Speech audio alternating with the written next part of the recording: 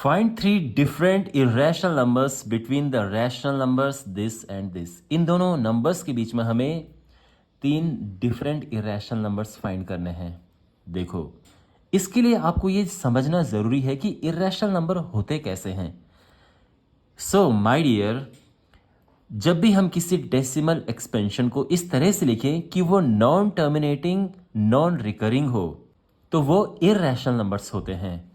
अब ये कैसे हम लिखें, तो पहली बात तो ये है कि नॉन टर्मिनेटिंग होना चाहिए, यानी उसमें लास्ट में डॉट डॉट डॉट जो हम लगाते हैं वो होना चाहिए, और ये नॉन रिकरिंग होना चाहिए। कोई पर्टिकुलर नंबर रिपीट नहीं होना चाहिए। आई मीन टू से, पर रिपीट होने का क्या मतलब है, जैसे मान लो कि ये मैं लिख रहा हूँ 3 1, फिर दोबारा से 3 1, फिर 3 1, फिर 3 1, तो ये रिपीटिंग है, ये नहीं चाहिए, ये तो रैशनल हो जाएगा। लेकिन इसी नंबर को अगर हम चेंज करके ऐसे लिख दें 3 1 3 3 1 3 3 3 1, तो ये इरेशनल बन जाएगा। ठीक है ना। इसी तरह से अगर मैं लिख रहा हूँ 0.01010101 डॉट डॉट डॉट, ये रैशनल होगा। बट अगर मैं इसको इस तरह से लिखूँ 010010001, तो ये इरेशनल नंबर होगा। तो ये बात क्लियर हो गई आपको। ऑलराइट, तो अब हम इस क्वेश्चन पे आते हैं।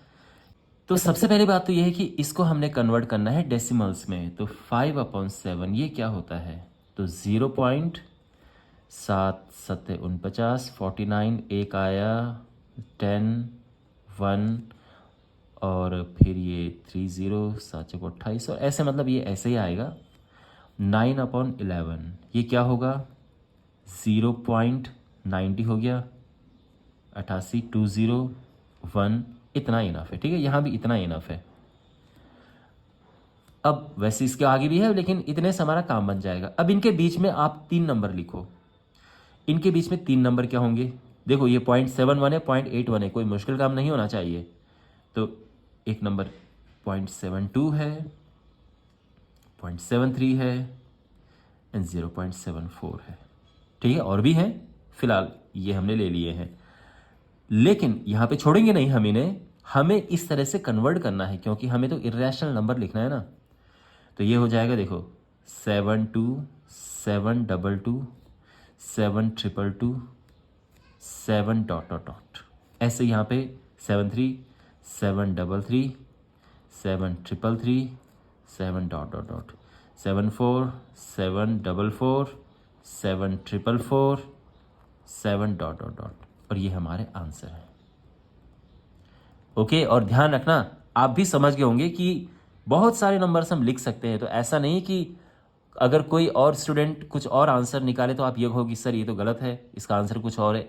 ऐसा नहीं है, ठीक है, क्योंकि हम इनफाइनाइट नंबर लिख सकते हैं। आप लिखते जाओ, आपका जीवन खत्म हो जाएगा।